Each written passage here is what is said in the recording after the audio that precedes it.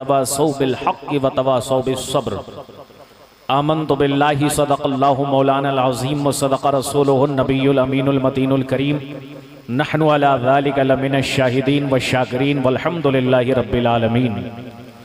ऐ मज़हरे नूरे खुदा बलगल उला बे कमालिही, ऐ मज़हरे नूरे खुदा बलगल उला बे कमालिही। मौला अली मुश्किल कुशा कशफत दुजा बे जमालिही। ऐ मज़हरे नूरे खुदा बलगल उला बे कमालिही।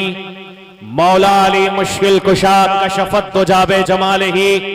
हसनैन जाने फातिमा हसनत जमीओ खिसालिही। हसनैन जाने फातिमा हसनत जमीओ खिसालिही। यानी मोहम्मद मुस्तफ़ा सल्लु अलैहि वालिही, यानी मोहम्मद मुस्तफ़ा सल्लु अलैहि वालिही। और ये अलग बात है कि दूर खड़े रहते हैं, ये अलग बात है कि दूर खड़े रहते हैं, फिर भी जो लोग बड़े हैं वो बड़े रहते हैं। ये अलग बात है कि दूर खड़े रहते हैं, फिर भी जो लोग बड़े हैं वो बड़े रहते हैं।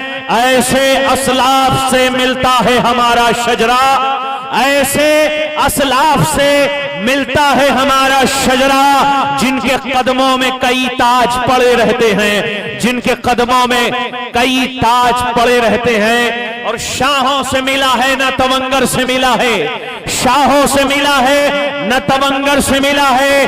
अल्लाह का इरफान तेरे दर से मिला है, शाहों से मिला है न तवंगर से मिला है। अल्लाह का इरफान तेरे दर से मिला है, औरों को मिला है तो मुकद्दर से मिला है, औरों को मिला है तो मुकद्दर से मिला है। अरे मुझको तो मुकद्दर भी तेरे दर से मिला है, मुझको तो मुकद्दर भी तेरे दर से मिला है। और अल्लामा रूम फरमाते हैं यक जमाना सोहबते बा औलिया, यक जमाना सोहबते बा औलिया बेहतर असद साला ताज बेरिया। यक जमाना सोहबते बा औलिया बेहतर असद साला ताज बेरिया। यानी एक लम्हा अल्लाह के वली की बारगाह में बैठना 100 साल बगैर रियाकारी की इबादत से बेहतर है। एक लम्हा अल्लाह के वली की बारगाह में कदमबोसी करना 100 साल बगैर रियाकारी वाली इबादत से बेहतर है। अब इंशाअल्लाह जिस सूरत की तिलावत की है उसका तर्जुमा, तफसीर, तशरीफ, वजाहत सब बयान करके इंशाअल्लाह आपके दरमियान से रुखसत होऊंगा।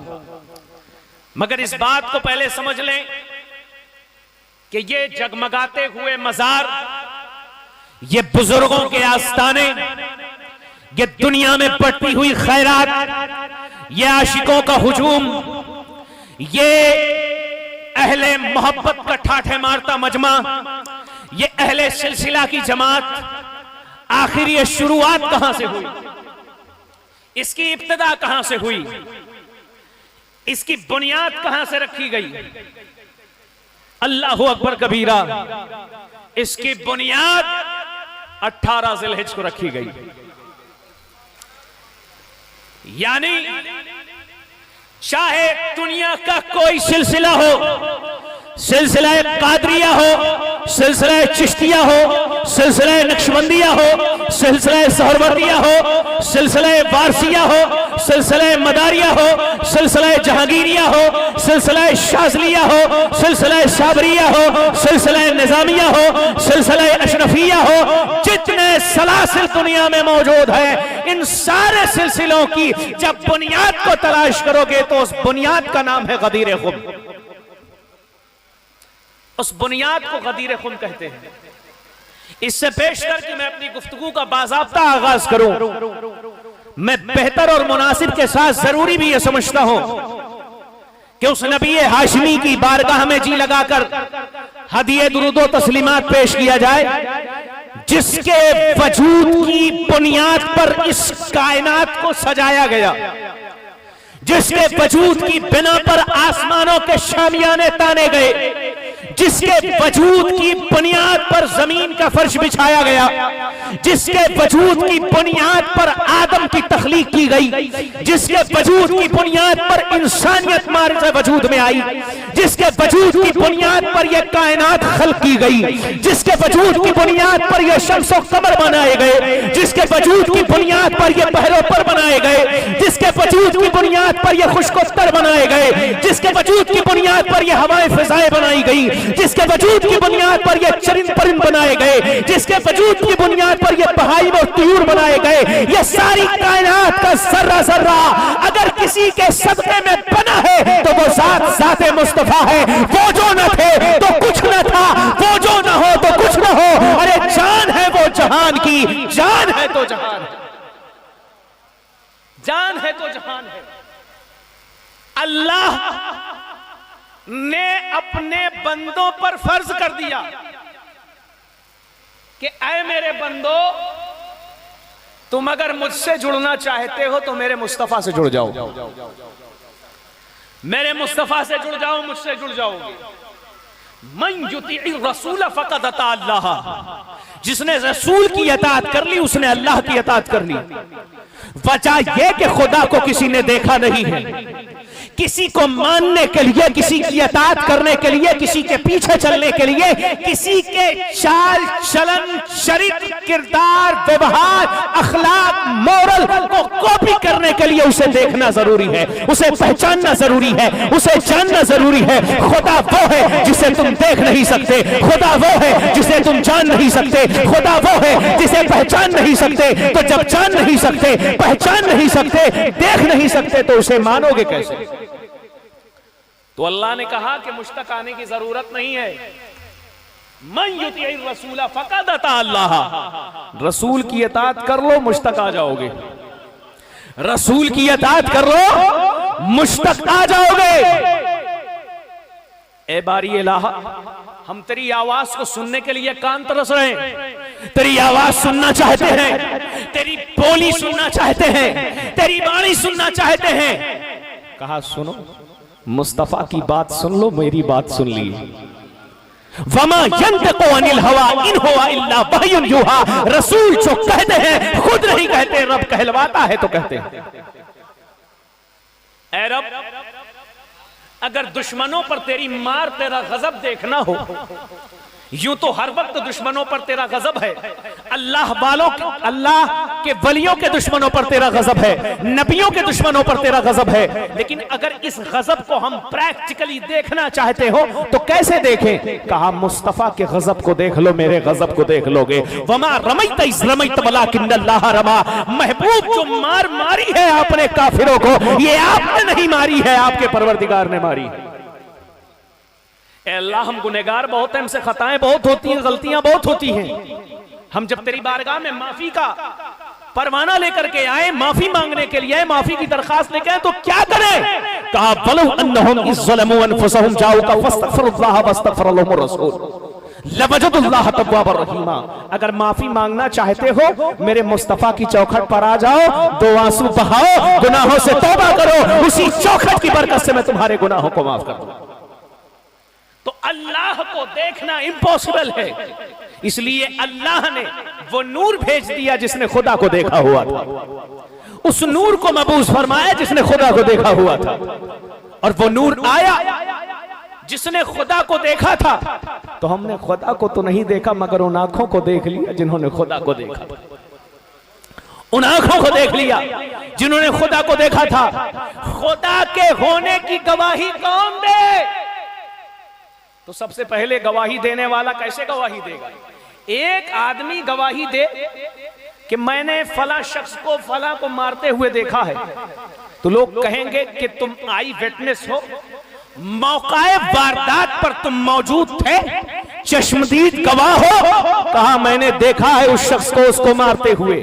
कहा तुम आई विटनेस बन गए, तुम्हारी गवाही मोतबर हो गई। क्यों? क्योंकि तुमने फाइल को फेल अंजाम देते हुए देखा है, कर्ता के कार्य को करते हुए तुमने देखा है, इसलिए तुम आई विटनेस हो, तुम गवाह हो। मोहम्मद रसूलुल्लाह ने जब मक्के की सरजमीन पर फारान की चोटी पर कुरैश के लोगों के सामने कहा, जो आपको सादिक और अमीन कहते थे, कहा या माशरल कुरैशी क़ूलू ला इलाहा इल्लल्लाह तुफ्लिहू, कुरैश के लोगों ला इलाहा कहो कामयाब हो जाओगे। लोगों ने कहा आपने खुदा को देखा है? मोहम्मद रसूलुल्लाह मुस्कुराए और कहा मैं खुदा को सुनने वालों में नहीं, खुदा को देखने वालों में। कुछ लोगों को शक हुआ और अल्लाह ये चाहता था कि कोई शक न रह जाए महबूब के मामले में, तो अल्लाह ने कहा कि जो सबसे पहले नबी को अपना जलवा दिखाने पर कादिर है, वो दुनिया में जाने के बाद फिर मेराज पर बुलाकर जलवा दिखाने पर कादिर है। उठाइए 15वां पारा और उसमें पढ़िए सुब्हानल्लज़ी असरा बिअब्दिही लैलन मिनल मस्जिदिल हरामी इलल मस्जिदिल अक़सा। पाक है वो ज़ात जो अपने महबूब बंदे को रातों रात ले गई और वो ज़ात खुद उसके साथ मौजूद थी, इसलिए कि एक मकाम आया जहां जिब्रील भी ठहर गए, मुस्तफा आगे बढ़ गए। पता क्या चला? मुस्तफा अकेले न थे, वो साथ खुद मुस्तफा की रहनुमाई फरमा रही।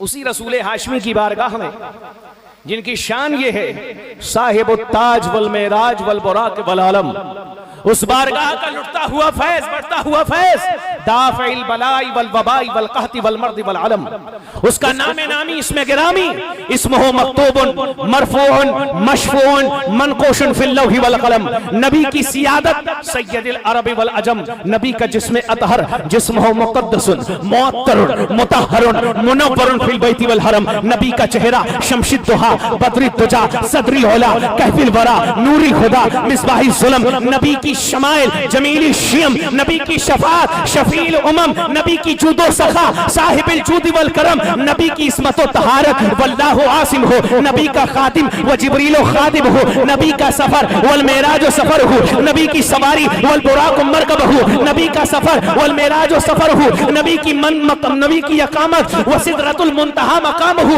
और नबी की मंजिल व काबा कौसैनी मतलूब हो वल मतलूब मकसूद हो, नबी की शहंशाही सय्यदुल मुरसलीना खातमिन नबीना शफील मुज़निबीना अनीसुल गरीबीना रहमतल लिल आलमीना राहतिल आशिकीना मुरादुल मुश्ताकीना शम्सिल आरिफीना सिराजिस सालिकीना मिसबाहिल मुक़र्रबीना मुहिब्बिल फ़क़राइल गुरबाइल मसाकीन सय्यदुस सकलैन नबियुल हरमैन इमामुल क़िबलतैन वसीलतुना फिद दारैन साहिबे काबा व कौसैन महबूबे रब्बुल मशरिक़ैन वल मग़रिबैन जद्दुल हसन वल हुसैन मौलाना व मौला सकलैन अबुल क़ासिम मुहम्मद इब्न अब्दुल्लाह नूर मिन नूरिल्लाह की बारगाह में हदिये दुरूद व तस्लीमात बुलंद आवाज से पढ़ें। अल्लाहुम्मा सल्ली अला सय्यिदना शफीना हबीबना नबियना मौलाना मुहम्मदिन मादिन जूद वल करम मंबलिन बारिक वसल्लिम सल्लु अलैहि सलातुन व सलामन अलैका या रसूल अल्लाह या हबीब अल्लाह या नबी अल्लाह सल्लल्लाहु तआला अलैहि वसल्लम।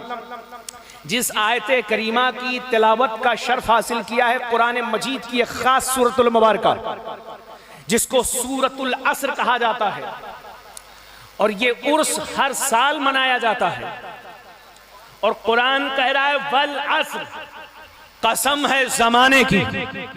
ये जमाना कौन सा जमाना है? ये जमाना जमाने महबूब है। सूरत मक्की है, मक्के में नाजिल हुई। अल्लाह कह रहा है वल असर, कसम है जमाने की। अब पता क्या चला ये जमाना कौन सा है? रिसालत का जमाना है, और रिसालत के जमाने से लेकर कयामत तक का सारा जमाना जमाने रिसालत है। इसलिए कि अब कोई दूसरा नबी नहीं आएगा। अल्लाह ने नबी को आखिरी नबी बनाया।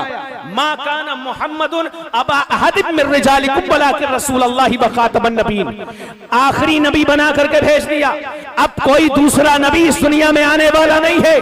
तो वो जमाने से लेकर कयामत तक का जमाना ये जमाने रिसालत है, ये जमाने नबुव्वत है। तो अल्लाह ने कहा कसम है जमाने की, इन्नल इंसान लफी खुस्र, इंसान टोटल का टोटल, यानी अलिफ लाम जो इस पर दाखिल है वो इस्तिग़राक़ का है। पूरा इंसान, पूरी इंसानियत घाटे में जा रही है, पूरी इंसानियत डाउनफॉल होती चली जा रही है, पूरी इंसानियत गिरती चली जा रही है। मगर कौन लोग कामयाब है?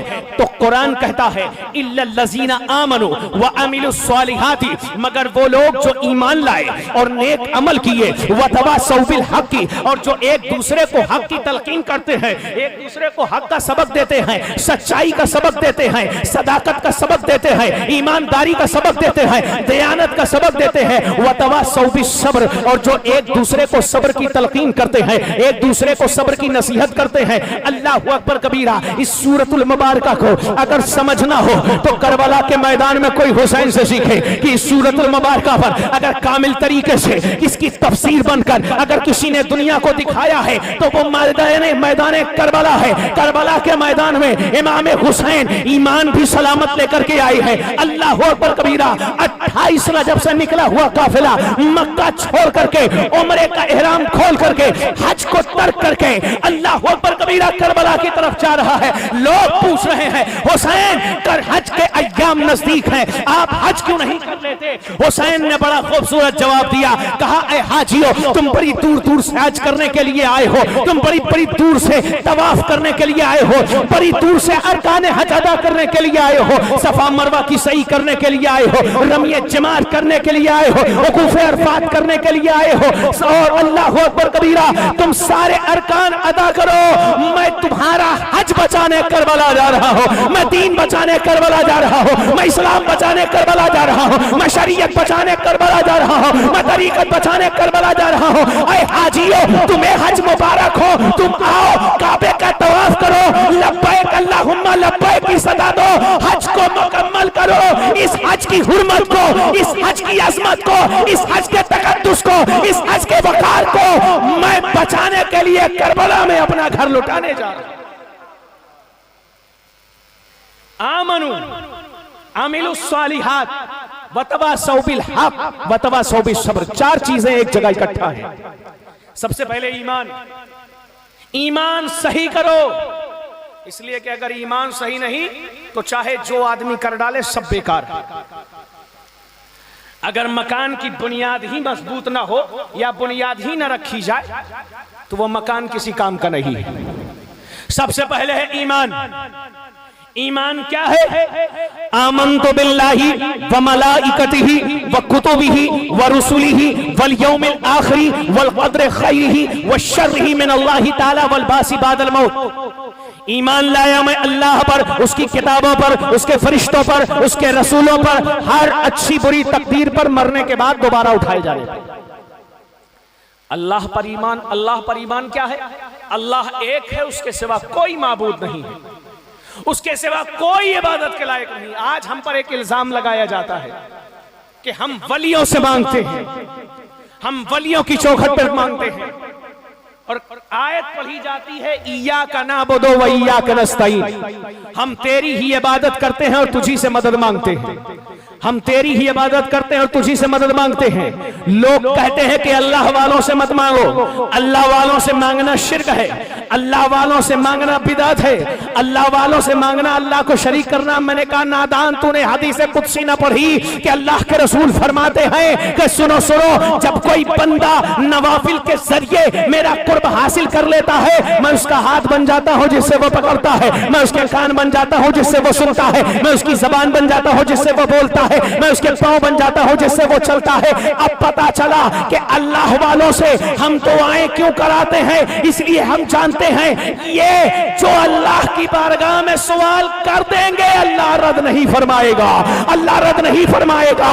तो हम इनसे नहीं मांगते, हम इनके जरिए अल्लाह से मांगते हैं। जबान इनकी होती है देना खुदा को,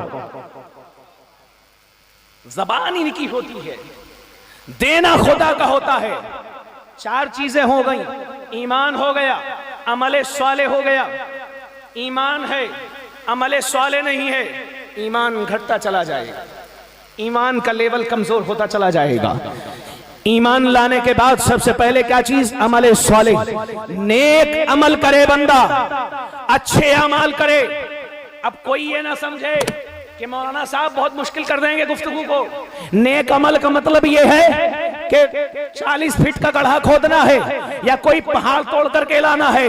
नेक अमल सिर्फ इतना है कि अल्लाह ने जिन चीजों से रोक दिया है उनसे रुक जाओ। न कमाने के लिए मना है, न खाने के लिए मना है, न घूमने के लिए मना है, न खेलने के लिए मना है, बस उसमें हराम चीज शामिल न होने पाए। अल्लाह ने जिन चीजों को हराम कर दिया, अल्लाह ने शराब को हराम कर दिया, अल्लाह ने जुआ को हराम कर दिया, जिना को हराम कर दिया, सूद को हराम कर दिया।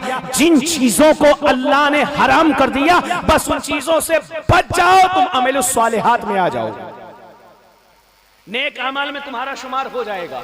यहां तक कि अगर मेहनत से रोजगार कमाते हो और घर ले जाकर के बीवी बच्चों को हलाल रोजी खिलाते हो, तुम्हारा ये रोजी खिलाना भी इबादत लिखा जाएगा।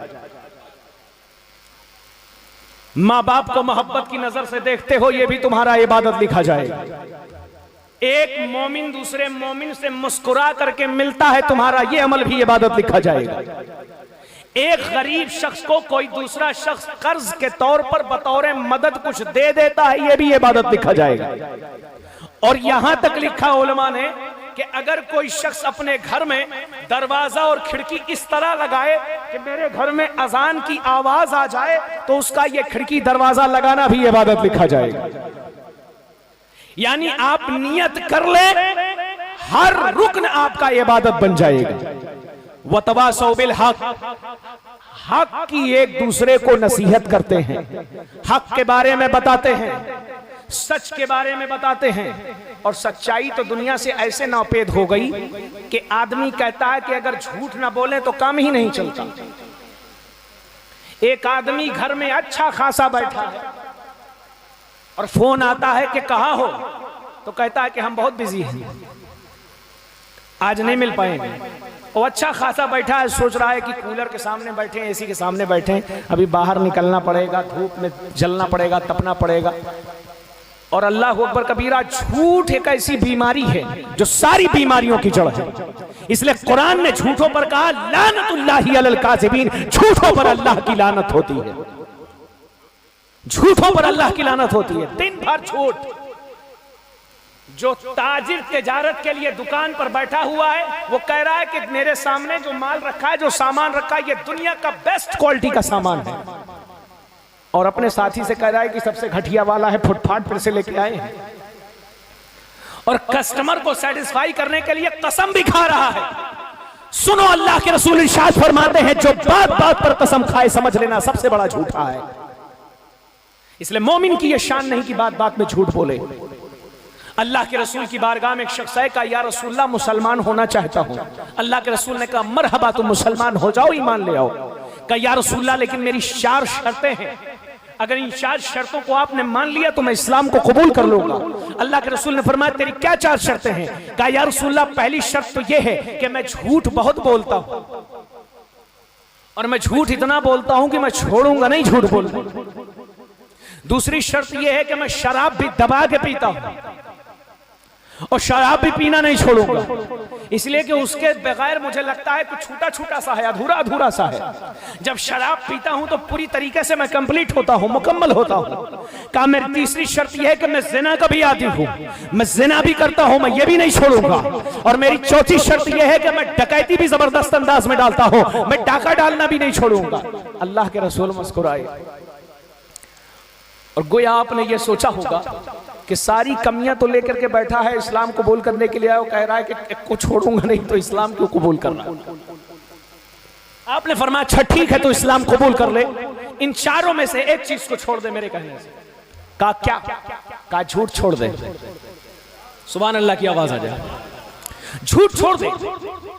कहा सहाबा के पूरे मजमे के दरमियान मैं ये हलफ देता हूं कि मैं आज के बाद झूठ नहीं बोलूंगा, बाकी चीजें मेरी बरकरार रहेंगी लेकिन मैं झूठ नहीं बोलूंगा। निकला वहां से, सोचा कि सबसे कमजोर वाला छुड़वाए हैं, सबसे